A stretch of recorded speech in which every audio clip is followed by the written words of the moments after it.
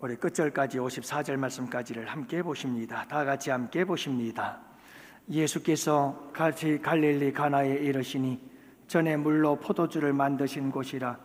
왕의 신하가 있어 그의 아들이 가버나움에서 병들었더니 그가 예수께서 유대로부터 갈릴리로 오셨다는 것을 듣고 가서 청하되 내려오셔서 내 아들의 병을 고쳐주소서 하니 그가 거의 죽게 되었음이라.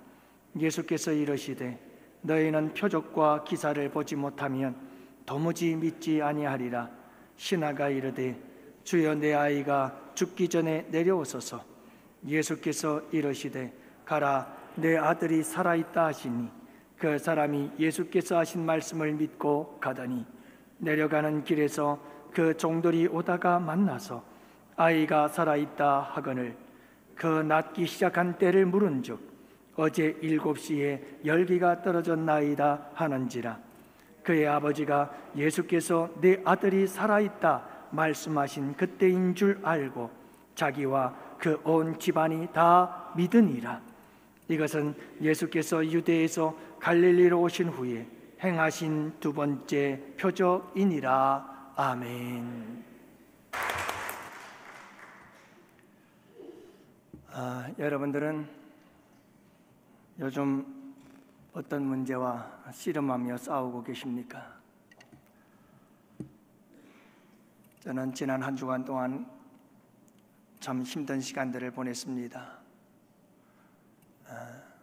저희 아들이 학교에 진학할 때에는 어떤 대학을 가야 되나 진학 문제 때문에 고민하고 기도하고 또 대학에 들어가고 나니까 또 이제 6년 동안 또 어떻게 대학 생활을 해야 되나 또 걱정도 되고 경제적인 문제도 따라오고 이제 졸업할 때가 되니까 지난주 금요일 날은 이제 약사고시를 국가고시를 보는 날이었는데 점점 다가올수록 밥도 제대로 못 먹고 스트레스 받아가지고 떨어지면 어떡하나 해가지고 초조해하는 모습을 보니까 온 가족들이 그냥 마음을 애태우고 함께 지켜보기만 할 수밖에 없었던 그런 힘든 시간들. 그래도 금요일날 시험 보고서 잘 봤어요. 이 정도면 합격할 것 같습니다 하는 문자를 보내와서야 한도의 한숨을 쉴 수가 있었습니다. 여러분 이렇게 또 좋은 일이 있지만 거기서 문제가 끝나나요? 이제 또 봄이 되면 군대 가야죠. 군대 간다고 또 군대 갔다 오면 끝나나요? 또 취업해야죠. 또 그것 때문에 걱정하고 취업한다고 끝나나요? 또 결혼해야죠. 장가 가야지. 거기서 끝날까요? 끝나지 않는 문제들. 여러분들은 어떤 문제들과 씨름하고 계십니까? 여러분, 인류는 지금 수많은 문제들을 안고 씨름하고 싸우고 있는 모습을 보게 됩니다. 기상이변으로 인해서 수많은 재앙과 재난, 이 문제들과 지금 싸우고 있지 않습니까? 러시아와 우크라이나, 하마스와 이스라엘의 전쟁 속의 소용돌이 속에서 더 확장되지는 않을까 하는 문제와 우려 속에서 문제를 안고 살아갑니다. 수많은 민족과 민족들이 끊임없이 내전을 치르고 있습니다. 피비린내 나는 전쟁을 치르고 있지요. 총성 없는 전쟁이라고 하는 경제 문제로 전 세계가 알지 못한 아주 무서운 싸움들을 싸우고 있습니다. 저출산과 고령화의 문제, 그리고 군비 경쟁으로 인해서 살상무기와 핵무기를 만들어내고 증강하고 있는 이런 현실 속에서 지구촌은 온전히 수많은 문제들로 아우성치고 있습니다. 도대체 왜 우리의 삶 속에, 우리의 지구촌, 이 인류의 역사 속에는 이렇게 많은 문제들 끊이지 않고 생겨나는 걸까? 왜 그럴까요? 전체적인 큰 그림에서 본다면 모든 문제는 하나님의 허락하심으로 생겨난 것은 틀림이 없습니다. 그러나 좀 더 구체적으로 본다면 여러분, 이 모든 문제는 사탄 마귀가 문제를 일으키고 있는 것이고, 또 나아가서 악한 사람들 때문에 많은 사람들이 어려운 문제를 만나기도 합니다. 또한 여러분, 나의 어리석음과 나의 미련함 때문에, 그래서 내가 지은 죄와 실수와 허물 때문에 우리는 문제의 벽에 부딪혀 눈물을 흘리기도 합니다. 뿐만 아니라 여러분, 우리가 살아가는 이 사회라고 하는 악한 사회의 구조, 이 구조 속에서 우리는 어쩔 수 없이 이런저런 많은 문제들 앞에 씨름하며 살아갈 수밖에 없는 존재라는 것이지요. 그러나 여러분, 우리는 이렇게 문제 속에서 뒹굴며 살아가지만 우리에겐 희망이 있습니다. 왜냐하면 문제 해결자이신 예수 그리스도, 그분이 우리의 구주가 되시는 줄 믿습니다. 그래서 저는 오늘 여러분 새해 이 벽두에 여러분들과 함께 오늘 본문의 말씀을 통해서 예수님께서는 어떤 상황에서 우리의 문제를 해결해 주실까, 그리고 우리 예수님께서는 무엇을 보고 우리의 문제들을, 인생의 문제들을 해결해 주실까, 그리고 주님은 우리의 인생의 문제를 해결하실 때 어떤 방법으로 그 문제를 해결해 주시는지를 함께 살펴보면서 은혜를 나누고자 합니다. 사랑하는 성도 여러분, 어떤 문제들이 올 한 해 우리의 가는 길을 가로막을는지는 모르지만 그 문제 앞에서 오히려 그 문제로 인하여 여러분, 우리 주님의 살아계심을 경험하고 기적을 경험하며 여러분, 주님을 자랑하고 고백하는 아름다운 간증의 주인공들이 되실 수 있기를 주님의 이름으로 축복합니다. 먼저 여러분, 우리 주님은 어떤 때에 언제 우리 주님께서 우리의 인생의 문제를 해결해 주실까요? 오늘 47절 말씀해 보면, 그가 예수께서 유대로부터 갈릴리로 오셨다는 것을 듣고 가서 청하되 내려오셔서 내 아들의 병을 고쳐주소서 하니 그가 거의 죽게 되었습니다. 여러분, 왕의 신하가 있었습니다. 이 왕의 신하에게는 문제가 생겼습니다. 그 문제는 사랑하는 아들이 죽어가고 있었다는 겁니다. 왕의 신하였으니 재력도 있고 권력도 있어서 그는 온 나라에 좋은 의사들을 다 불러서 좋은 약을 다 먹여서 이 아들을 치료하려고 했을 것입니다만, 이 아들은 지금 그렇게 힘없이 죽어가고 있었습니다. 자, 이 문제가 생겼을 때 이 왕의 신하는 한 소문을 듣게 됩니다.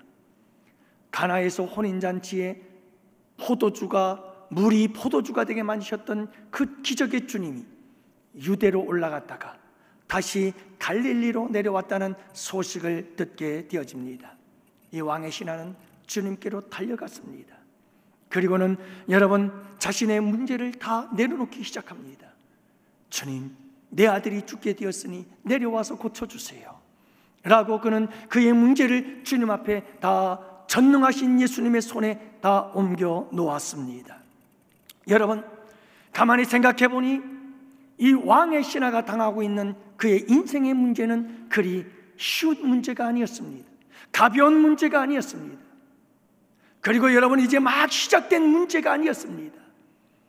이 왕이 당한 그의 인생의 문제는 아들이 죽어가고 있는 문제였고, 여러분, 이 문제는 가장 절정의 상황에 놓여 있었고 가장 벼랑 끝에 서 있었다는 사실을 알 수가 있습니다. 이제 여러분, 이 왕의 신하는 자기의 인생 속에 당한 문제 가운데 가장 심각한 문제, 그리고 그 문제의 가장 벼랑 끝에 서 있는 모습을 보게 되어집니다. 가장 그 문제 중에서도 그 절정, 그 꼭대기, 그곳에서 지금 왕의 신하가 취한 행동은 우리 예수님께로 달려가 예수님께 그 짐을 내려놓고 있다는 사실을 알 수가 있습니다. 사랑하는 성도 여러분, 우리가 이 말씀을 통해서 잊지 말아야 할 것이 있습니다.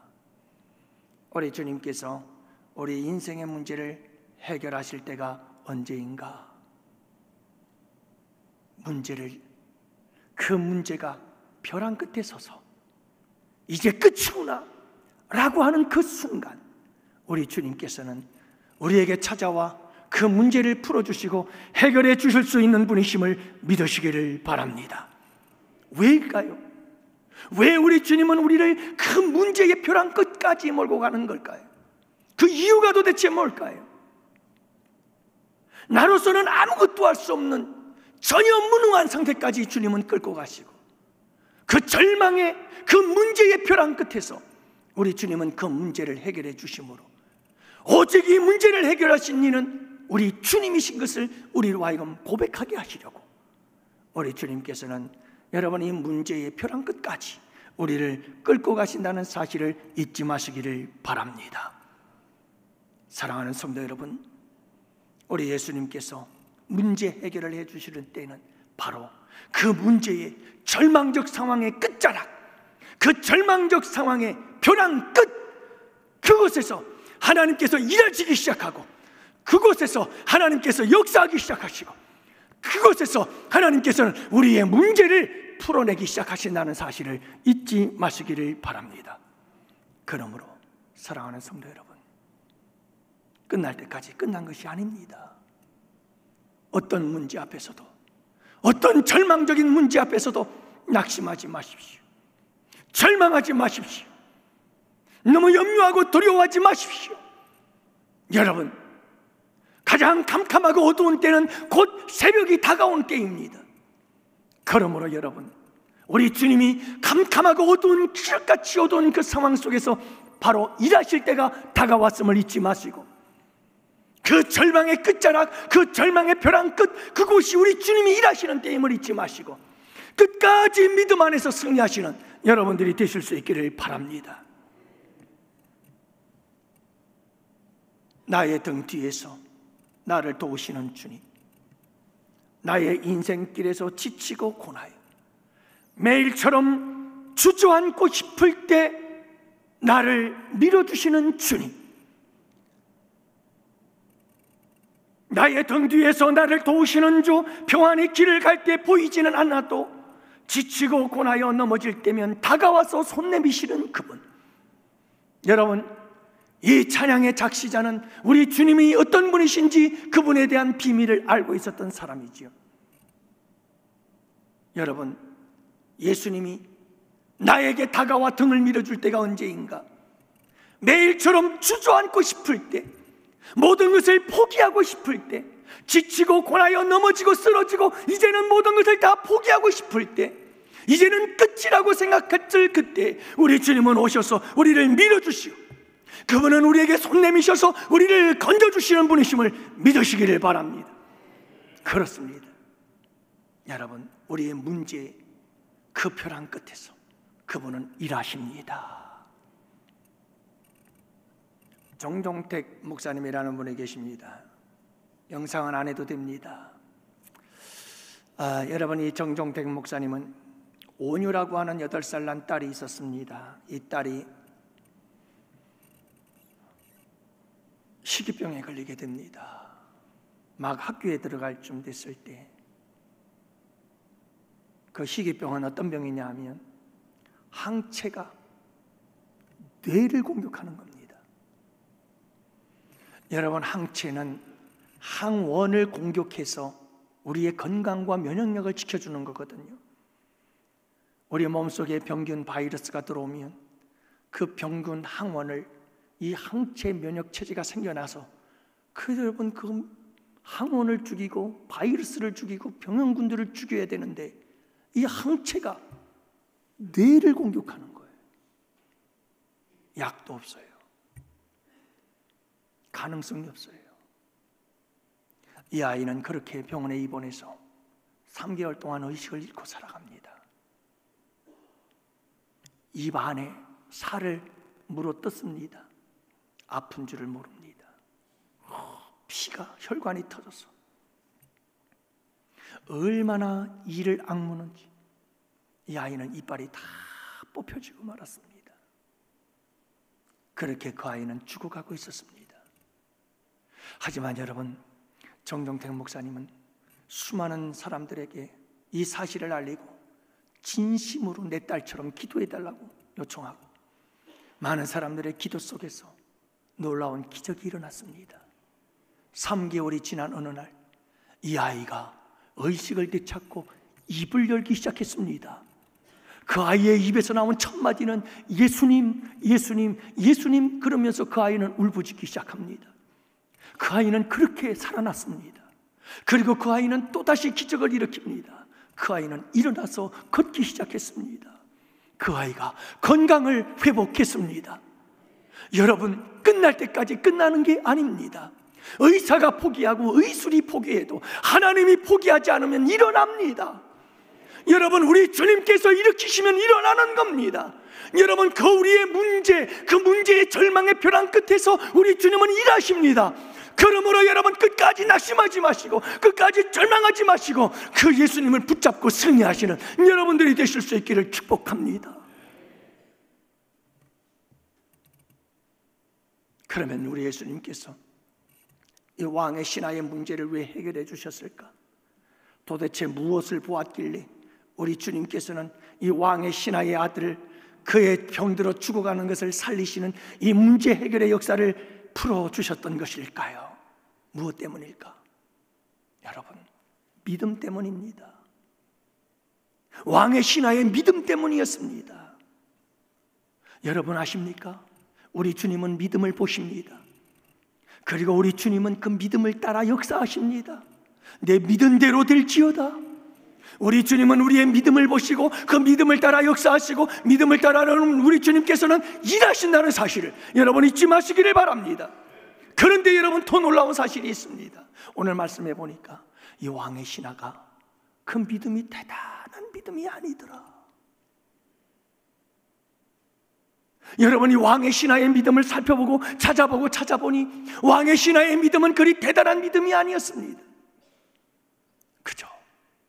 그 당시 사람들처럼 예수에 대한 소문을 듣고 예수님이 어디에 갔다더라, 유대에 올라갔다가 갈릴리로 내려왔다더라 라고 하는 예수에 대한 소문, 예수에 대한 관심, 그것만 조금 가지고 있었을 뿐이에요.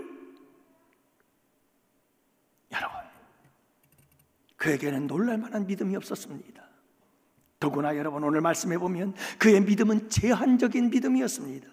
그래서 오늘 말씀해 보면 강조되는 게 있습니다. 이 왕의 신하가 예수님께 무언가를 이야기할 때마다 계속해서 반복해서 나오는 단어가 있습니다. 내려오소서 고쳐주세요. 내려오소서 고쳐주세요. 내려오소서 고쳐주세요. 무슨 말일까요? 여러분, 이 왕의 신하의 믿음은 너무너무 보잘것없어.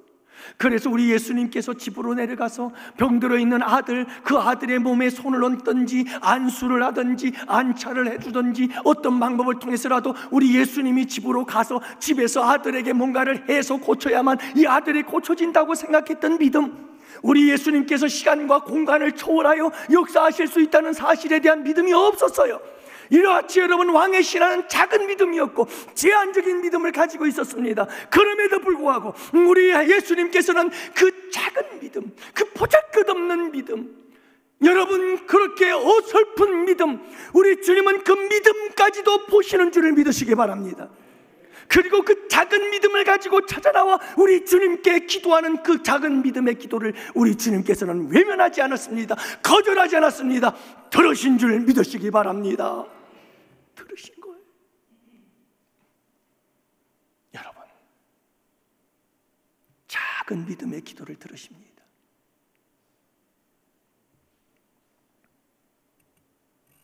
우리에게 믿음이 없나요? 여러분, 우리에게 믿음이 있잖아요. 왕의 신하보다는 나은 믿음이 있잖아요. 지금 우리가 여기 앉아서 주님께 예배하고 있잖아요. 주님이 찾으시는 한 예배자로 예배를 드리고 있잖아요. 그렇다면 여러분, 우리에게 믿음이 있어요. 그런데 왜 구하지 않았어요? 비록 여러분 우리의 믿음이 작은 믿음이요, 우리의 믿음이 결심만한 믿음이요, 우리의 믿음이 여러분 어설프고 너무너무 부족한 믿음이라 할지라도 우리 주님은 아주 그 작은 내 믿음을 보십니다. 그리고 여러분 그 작은 믿음의 사람들의 기도 소리에 귀를 기울이시고 들으시는 분이심을 믿으시기 바랍니다. 거절하지 않아요.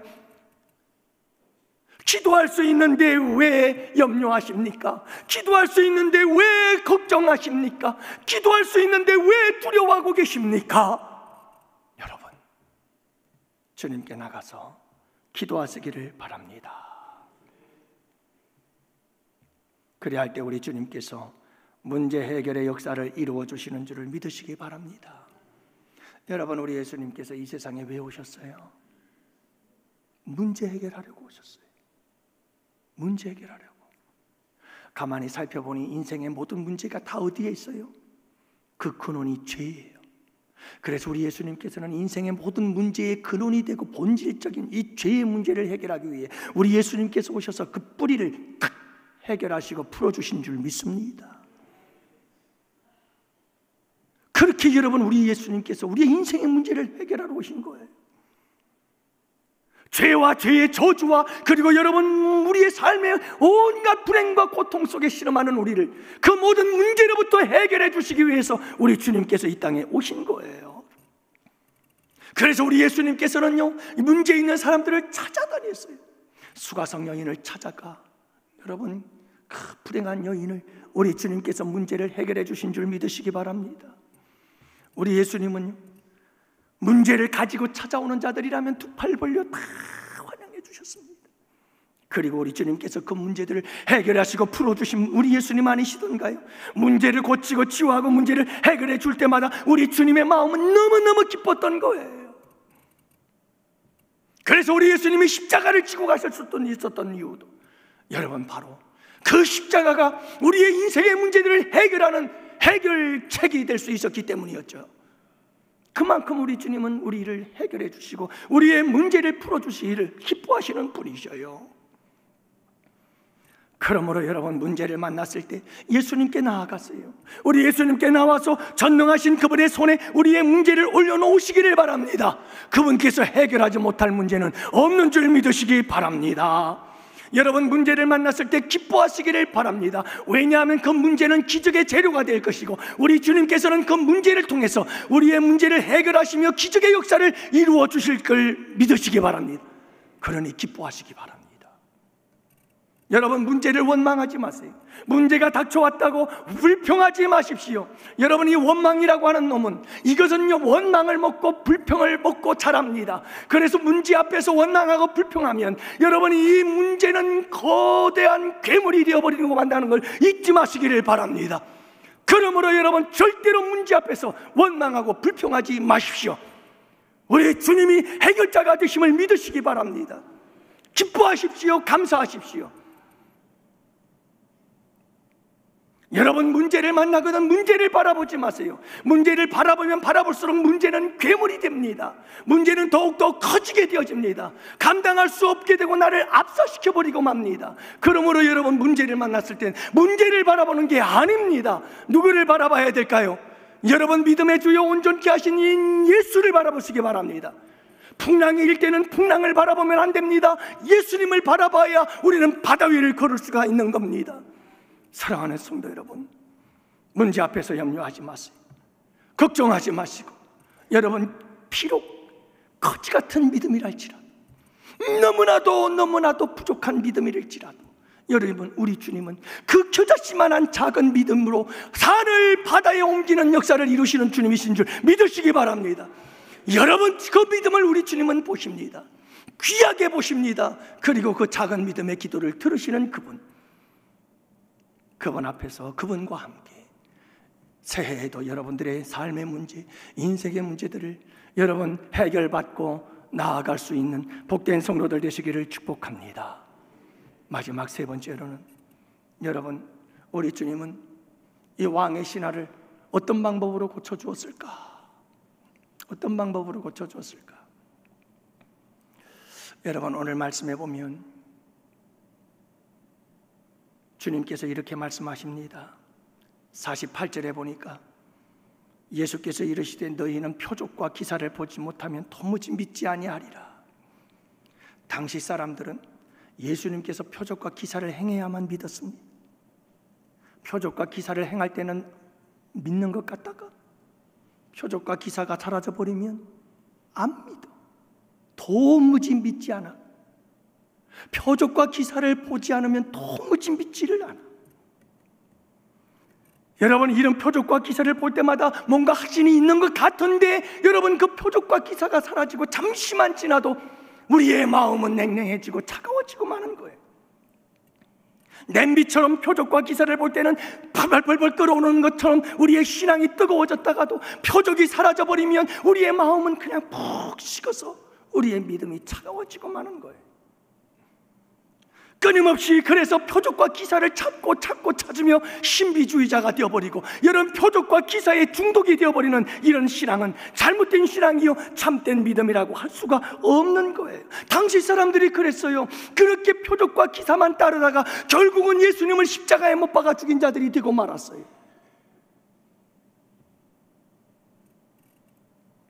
그런데 여러분, 그 말씀을 하시고 우리 예수님께서 이 왕의 신하에게 이렇게 말씀하십니다. 예수께서 이르시되 가라, 내 아들이 살았다 하시니라.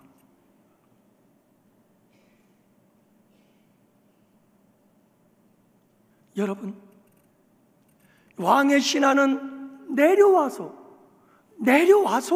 우리 집에 가서, 주님이 친히 우리 집에 가서 우리 아들에게 어떻게 하든 뭔가 방법을 통해서 고쳐달라고, 이게 여러분 왕의 신하가 문제를 해결하고자 하는 자기의 생각이었고 방법이었습니다. 그런데 우리 주님은 이 왕의 신하의 생각과 달랐습니다. 우리 주님께서 왕의 신하의 문제를 해결하는 방법은 다른 것이었습니다. 직접 가는 게 아니라 주님께서 말씀하시는 거였습니다. 가라, 내 아들이 살았다.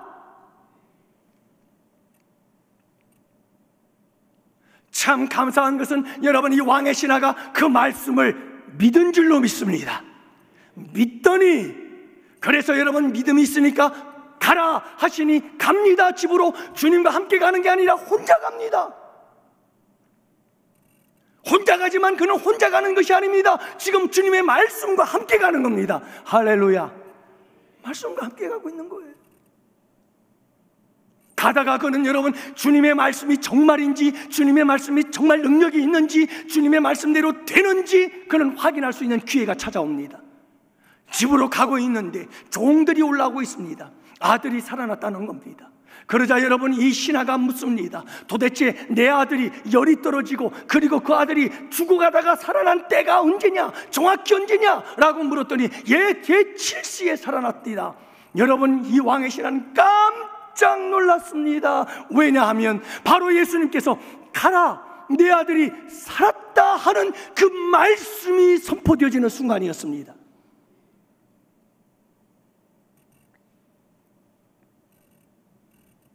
사랑하는 성도 여러분, 그리고 성경은 이렇게 얘기를 하죠. 온 왕의 신하와 온 가족이 다 예수를 믿더라. 할렐루야. 여러분, 그러면 이 왕의 신하와 온 가족이 무엇 때문에 예수님을 믿게 되었을까요? 아들이 죽어가던 아들이 살아나는 표적을 봤기 때문일까요?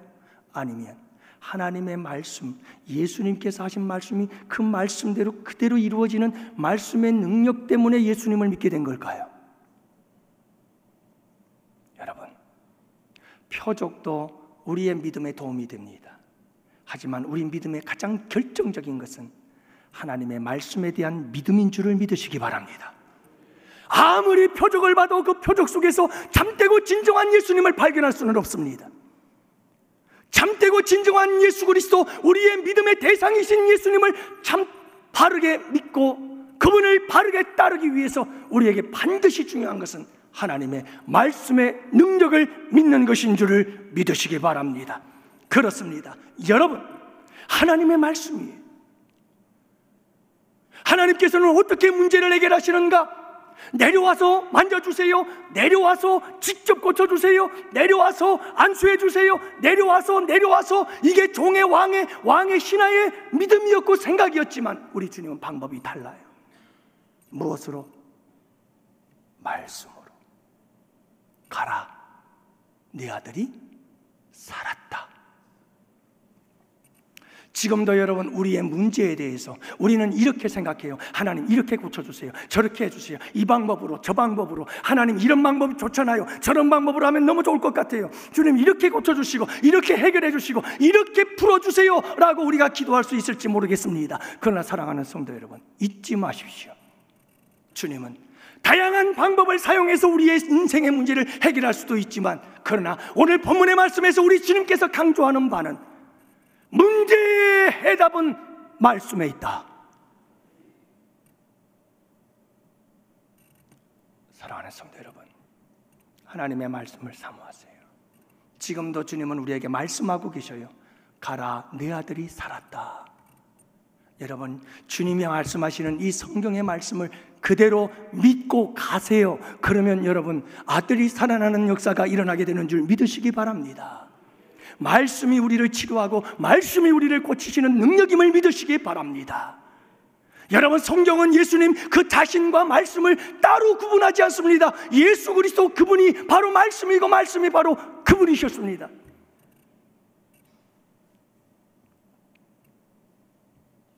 저는 지난 한 해 동안에 큐티를 하면서 육신적으로는 피곤하고 힘들었지만 참 감사했습니다. 왜냐하면 지나간 한 해 동안에 이렇게 큐티를 하면서 성도들과 함께 말씀을 가지고 함께 이야기하고 나누고 말씀과 삶을 계속해서 함께 이야기를 하면서 여러분, 얼마나 많은 성도님들이 말씀을 통해서 위로받고 인생의 수많은 문제들, 직장의 문제들, 사람 관계 문제들, 가정의 부모와 자녀와의 세대 차이로 겪은 갈등들, 문제들, 수도 많은 문제들, 경제적인 문제, 어려운 문제들, 그런 문제들을 가지고 하나님 말씀 속에서 함께 나누면서 여러분, 그때마다 말씀으로 위로받고 힘을 얻고 용기를 얻고 소망을 얻고, 그리고 여러분 그 말씀 속에서 지혜를 얻고 더 그 말씀 속에서 문제의 해결함을 받고 그러는 모습들을 바라보면서 얼마나 감사했는지 몰라요. 사랑하는 성도 여러분, 저는 하나님의 말씀을 전하는 자로서 하나님의 말씀을 날마다 연구하고 하나님의 말씀을 깊이 여러분 더 살피는 사람인데, 제가 보면 그렇습니다. 하나님 말씀만큼 세상에 탁월한 지혜는 없습니다. 세상에 여러분 이 하나님 말씀만큼 지혜로운 게 없습니다. 여러분, 우리 아이가 변했다고요?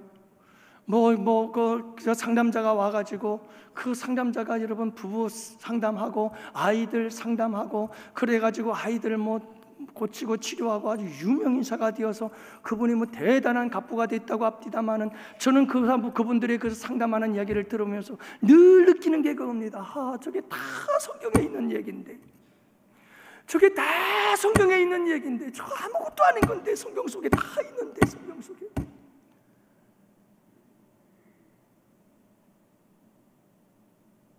근데 여러분, 왜 성경 말씀을 그렇게 안 보세요? 왜 관심이 없어요? 왜 이렇게 멀리 하세요?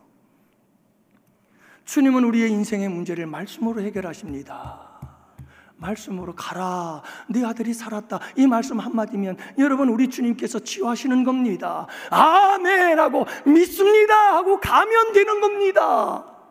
여러분, 이 문제 해결의 역사가 2024년 새해 한 해 동안 여러분들의 삶 속에 함께 하시기를 축복합니다.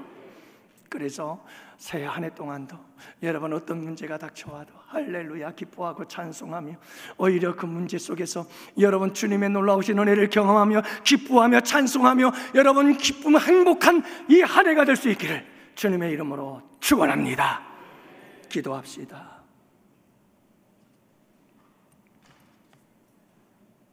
하나님 아버지, 감사합니다.